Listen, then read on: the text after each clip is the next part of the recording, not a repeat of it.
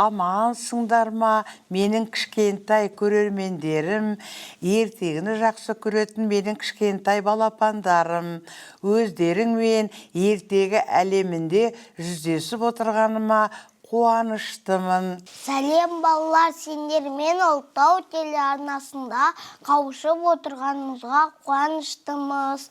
Батыл батырлар, айтай сұлу ханшайымдар, айлалы айдаһар мен ғажайыпқа толы ертегілер әлеміне қош келдіңдер. Достар, көңілді көтеріп, жүректі жылытатын ертегілер әлеміне бірге енейік. Менің ақылды құлыншақтарым, мен бүгін өздеріңе баланың ақылы деген еврей халық ертегісін дайындап келдім. Тыңдауға дайынсыңдар ма? Әже, біз тыңдауға дайынбыз, тезірек бастайық. Ақылдыларым сол, жайғасып отырып алыңдар, ал ендеше бастайық. Қиялдаймыз, самғаймыз, кең әлемге шарлаймыз. Ертегісін әжемнің тыңдаудан біз талмаймыз.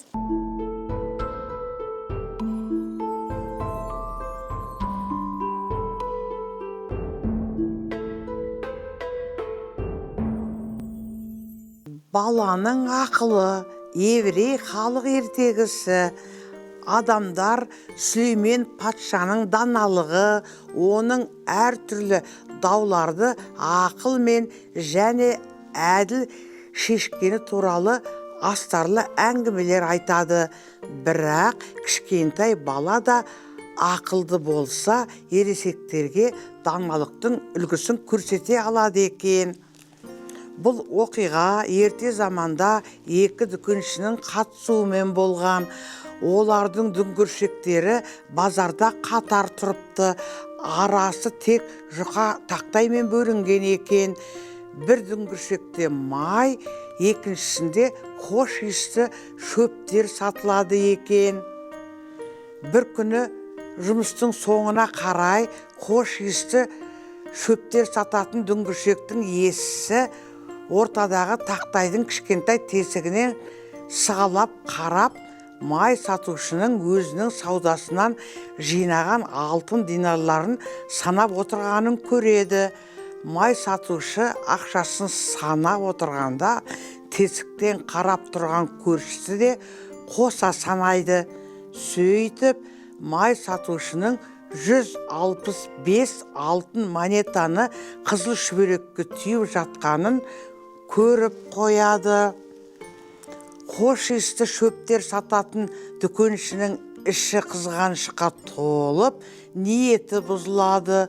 Ол көршісінің ақшасын иемденуді ойластырады. Аш көз дүкенші далаға атып шығып, көмектесіңдер, тонап кетті, менің ақшамды ұрлап алды деп айқайлайды. Күзетшілер жанына бірден жүгіріп келеді. Сіз кімнен күдіктенесіз деп сұрайды қарауылдар. Білмеймін. Ақшаны қызыл орамалға түйгеннен кейін мұнда менің көршім май сатушыдан басқа ешкім келген жоқ. Ал орамалда 165 алтын динар болды дейді. Күзетшілер оның көршісін тінтіп, қызыл орамалға оралып, түйілген 165 алтын динарды тауып алады. Май сатушы саудагер бұл өзінің ақшасы екенін айтады, бірақ оған ешкім сенбейді. Оның қолын қайырып, ақшасын тартып алып, өзін зынданға тастайды. Судья бұл істі тергеуді бастайды, бірақ кімнің кінәлі екенін анықтай алмайды. Тіпті қала билеушісінің өзі осы даулы іске қызығушылық танытады, бірақ ол да ештеңені анықтай алмайды. Шынында кімге сену керек? Май саудагеріне ме, немесе оның көршісіне ме? Олардың қайсысы шындықты айтып отыр, ал кім өтірік айтады?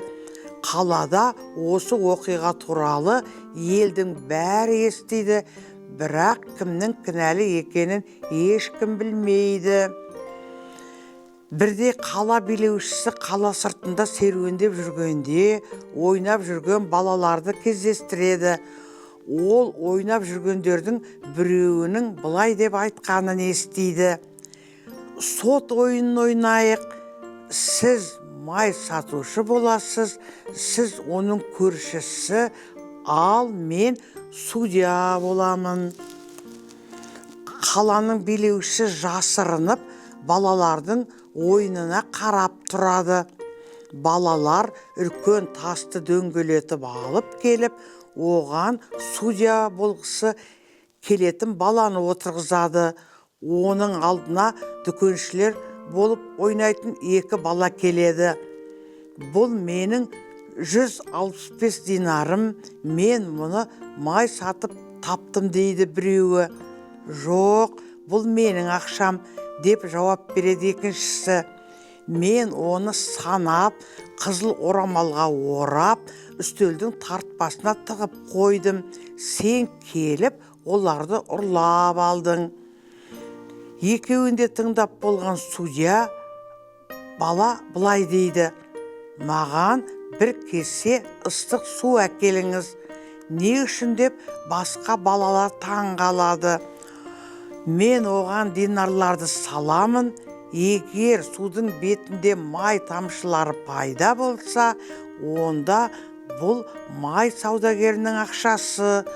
Ол күні бойы тауарымен айналысады. Ол майлы қолдарымен ұстағандықтан монеталар майлы болуы керек. Егер судың бетіне май шықпаса, бұл оның көршісінің ақшасы. Мұны естіген қала билеушісі жасырынған жерінен шығып, судья баланың бетінен сүйеді, оның атын қайда тұратынын жазып алады. Қала билеушісі дереу халыққа көптен күткен соттың ертең өтетінін хабарлайды. Бұл хабар бірден бүкіл қалаға тарайды. Себебі елдің көпшілігі бұл оқиғадан хабардар еді. Келесі күні сот ғимаратына халық көп жиналады. Сотта 2 дүкенші де өз сөздерін айтады. Содан кейін қала билеушісі бір тостаған ыстық су мен 6 динары бар орамалды алып келуді бұйырады. Ол монеталарды суға салып жібергенде, судың бетінде май тамшылары пайда болады. Тостағанды халыққа көрсетіңіз деді билеуші. Бәрі бұл кімнің ақшасы екенін айтсын.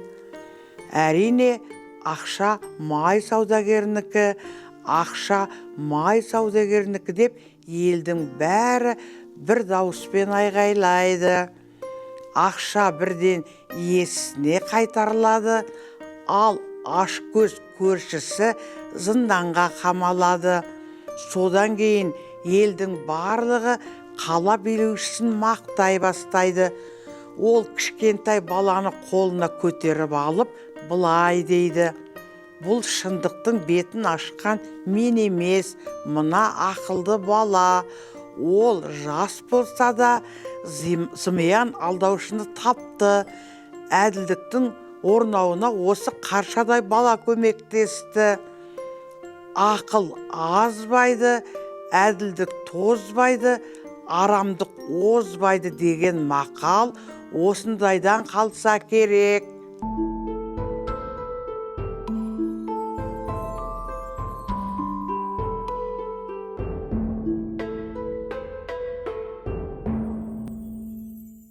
Ал сендер үйде кітап оқып жүрсіңдер ме? Әрине әже, біз кітап оққанды ұнатамыз. Экран алдындағы отырған көрермен балақайларымыз да кітап оқып жүр деген сенімдеміз. Өте дұрыс, ақылларым менің. Білімді болыңдар, білімді мыңды жығар деген халық даналығы. Достар, салған суреттеріңді бізге жіберуді ұмытпаңдар. Достар, біздің бүгінгі хабарымыз аяқталып қалды. Келесі жүздескенше достар. Ертегі кешінде кездескенше менің ақылды кішкентай балапандарым сау болыңдар.